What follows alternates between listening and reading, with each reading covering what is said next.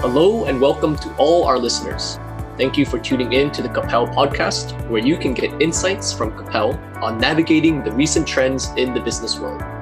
I'm your host, Mark Lee, and today we have with us Daisie Yip, back with us, a consultant with the Ministry of Education, NTU and NIE and NIE International, to share with us on part 2 of the topic, Inspiring and Empowering to Lead Change. Daisie, good to have you back with us. Hi, nice to be back again.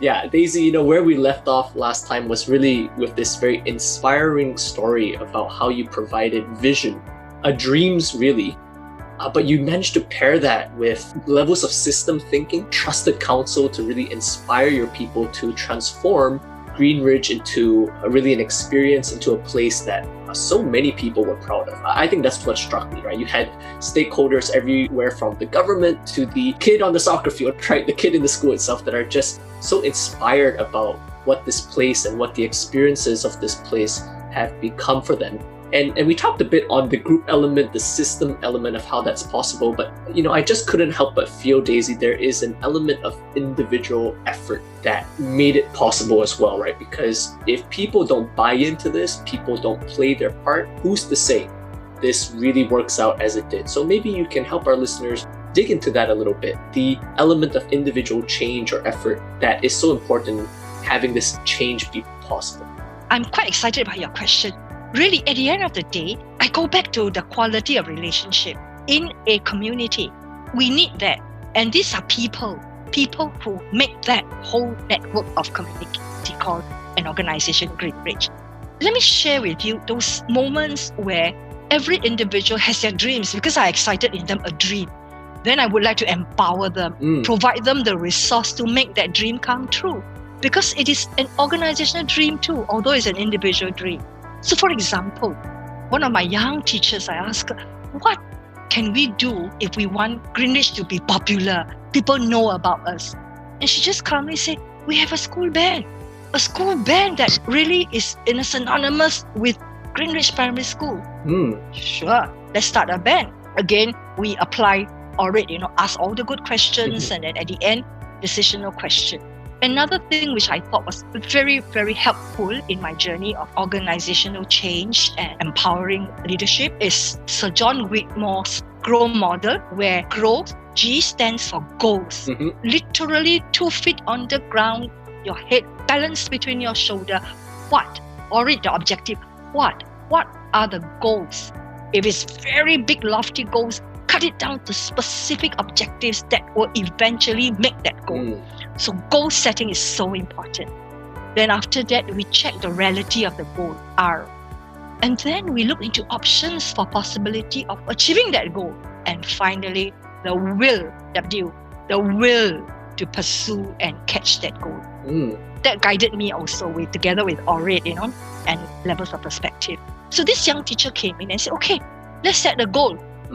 The lowest level of goal is have a band in the school. Yeah. The one quite easy, right? We have the people. Next one is get the band instructor. These are all the admin part. Then finally, then how to be famous? We are a new school, only 1.5 years old. And my kids at the oldest were primary 2. It's okay, we get a good band instructor. I went round to borrow back. Schools that closed their bands, we got their instruments. And finally, we formed the band. We asked the children, what is it that happened that make your band famous? And their dreams threw me off my chair. I couldn't sleep for quite a few nights. They said, we want to play in Disneyland. Wow. And the boys, we want to play with the World Cup. He said, hello. And they did their homework, at primary 2. The 1998, the World Cup was in Paris. And there is a Disneyland in Paris. So my children knew their geography and world event quite well. So goal setting, sure, you do your best, you practice and you play. At the same time, the parents say, your studies must not be neglected. And the parents, we had this big meeting and the parents said, okay, we will save as much as we can. Because my school economic status isn't that high. Most of them are working parents, young parents, struggling with a house, with a car. So budget is quite an issue. So they say, we will save for you. Then my role as a principal is to get the equipment, source for a lot of funding to bring the group over to Disneyland. And having said this, hello, what is your big goal? Will Disneyland invite you? Yeah, it's a very real question. And they were so passionate and driven by that dream that we say, to show success, Singapore first. Where must we perform to get the acknowledgement? Chinese New Year. Istana ground open. We asked for an invitation to go and play there. Because when the grounds is open, people come. And so we did a video clip. And it was a dancing band. And they played all the Beautiful Sun, then all the real hip music. And they was dancing along. Yeah. And we sent a short video clip because Disneyland did send out to invite children's band to play in conjunction with the World Cup in Paris. Oh, okay. So of course we sent that video clip, and I was actually preparing to try to comfort my children, that if we are not accepted, it's all right. That shows me the faithless one when my children, 9-year-old, was so driven. And of course, the dream came true when I was in the middle of EXCO meeting. My clerk came into my meeting room, choked with tears, and just flipping the piece of paper that came through the fax machine. Oh my. When I read it, I also broke down. And you see, when I talk about it, I'm a bit emotional also. And it's like, Disneyland invited us, the one and only Asian band, to go and play. Wow. And so the rest is history. And of course, the Straits Times came, and that put the organization on the map. And it's the dream of one teacher who excited a dream of the band. Wow. This is really an amazing story. If you guys didn't catch part 1, please go listen to that. There was already a very inspiring story there, and this is a lead on from there. I want to just say, Daisie, besides the result, which is something that deserves all the spotlight for sure, but I think what would be really valuable to our listeners is, what do you think made that teacher, right, that one individual, feel comfortable enough to share that dream, right, to actually come forward and offer that idea, which literally transformed the organization? I think it was an organizational belief that we are not just teachers of subjects, we are nation builders. Because the mission of education is to mold a nation. And when my teacher believed that they are molding a nation, they go beyond their dream of just teaching you 2 × 2 = 4. So I thought that was one little inspiration. And we celebrate success, and my focus was not on academic, because when your children are inspired for excellence, the academics and all other results will come in. It's very natural. They will want the best for themselves. And life is not just about getting an A star or an A.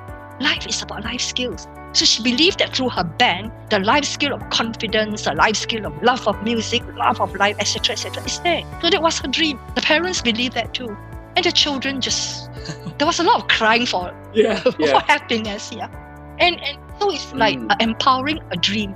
And as a leader, I will try my best to get the resources, the money to help. Like there was another teacher also came and said, he's crazy about rock climbing. Okay. And there's so many walls in school. So we did a simple rock climbing. Even the P1s and P2, they can go and climb the low ones. And I make sure that it's low enough that there is no serious accidents. Then again, with the goal setting and reality, etc., his dream was, we can send a team to represent Singapore in world rock climbing competition. And he already had his dream.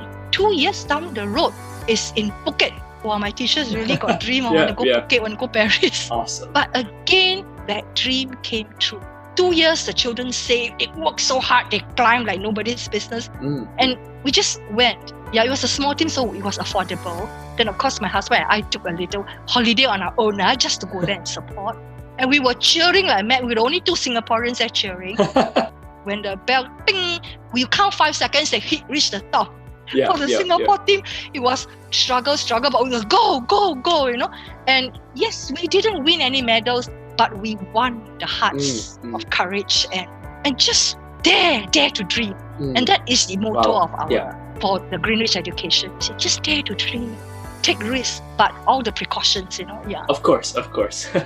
In some sense, I think you may have already answered this question in part, Daisie, but just to give it a little more room for emphasis, I think one thing that weighs on leaders' minds, especially when you're talking about responsibility over an organization, is what if we fail, right? And I know you mentioned, okay, we don't want to have a limiting belief, we don't want to have a doubting belief, but you also talked about managing, risk, right? Taking precaution. So that seems to be quite a fine line to really hold in balance. Do you have any insights to share as to how to perhaps encourage or be realistic whilst not giving up your dream? What I do is I kind of tier your goals.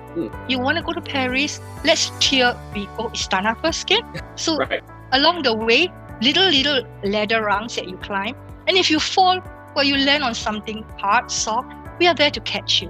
Even if you break a bone, plaster cast, love you a bit, hug you a bit.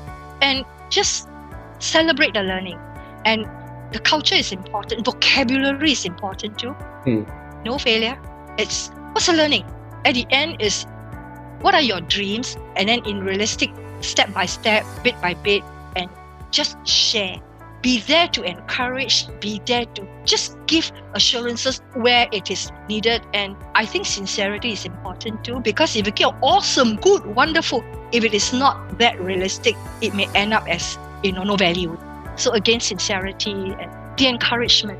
And let people see that when there is a bit of not so good result, it's okay. What happened? I would rather let them ask what happened, how it happened. And before that, we learn to anticipate what is to come. What are some possible challenges already? And then you adapt and you adapt. So these are 3 qualities I thought if you empower a person to be a leader, self-leadership first, the ability to see what's out there, to anticipate, and then, hey, I think I can adapt and I can adopt something and I, overcome this trial that comes. I think it's just the spirit of dare to do and laugh about it. Yeah, I mean, definitely it sounds like the teams and the culture that you have built, Daisie, are very much all aligned and united in a can-do spirit, a spirit that's very much willing to experiment, to allow for constructive failures to be had, right? Not just any failures, but allow a growth mentality to really take part. So I want to just ask, in terms of then any moments of, say, discouragement or setback, because you talked conceptually about that. If you fall from a rung, we catch you, it's not that bad. But I'm sure that it's not always a linear progression to the World Cup, right? Or Disneyland or Phuket for a world competition. Maybe there's ups and downs. And what are some ways you might encourage our listeners to process failure or setbacks constructively? It's to be optimistic. If it happens, it happens. If you know that you anticipate, and if it's beyond you and it just happens, if an accident, it happens. Like, for example, we were all going back to classes after a recess. Then within that second, when the last class left the field, the whole roof was just blown by the wind and came crashing onto the... Wow. If it's 2 seconds earlier, some of my children would have been probably even killed. So then that happens. What do we do? Well, just manage it. So everybody came in and we were worried, we were scared, but I didn't see any panic or anything. So I thought, the calmness and the readiness, the future readiness. I think, Daisie, what you mentioned there, a key word is anticipation, right? So even as we talk about change and being inspired to dream and realize these dreams, there is also this element to marry with that, right? To balance that, to say, well, what are the possible challenges? Are we going to be ready for them? Yes. Not in a limiting or doubtful way, but in a ready way. And that really helps the positive and optimistic mindset that you talked about be confidently played out. So thank you very much for sharing that insight, Daisie. And as we are drawing to a close, I'm so sad to say this. I would love to hear more of the stories and insights in terms of how to bring about inspiring change. I would just love to hear perhaps one takeaway that you have for our listeners, something to mull over and then put into action for really the transformation that they want to see within their own organizations. Self-reflection. Ask yourself, audit yourself. And just a reminder to our listeners who are tuning in, audit is really about being objective, right? Asking objective questions. So getting the data that you need, the R and I's to be reflective and interpretive, right? So to make sense of the data that you have. And then you have D, which is the decision. Yes. So after you've done all that thinking and conceptualizing, don't just stop there, right? But actually go and make a decision and take action. Very, very inspiring, Daisie. And thank you so much for really all the effort and energies that you've poured into the many lives to really bring about a transformation that has really been so life-giving to many. And thank you to all our listeners who tuned in. We hope that you benefited from this podcast on inspiring and empowering to lead change. And with that, we've come to our final podcast for the year. We're so happy to have you join us on this journey of the Capelle Podcast. And we're not done yet. Join us next year where we already have exciting and inspiring podcasts lined up for you. Until then, I wish you the most blessed and merry holidays. Thank you and see you on the next Capelle Podcast.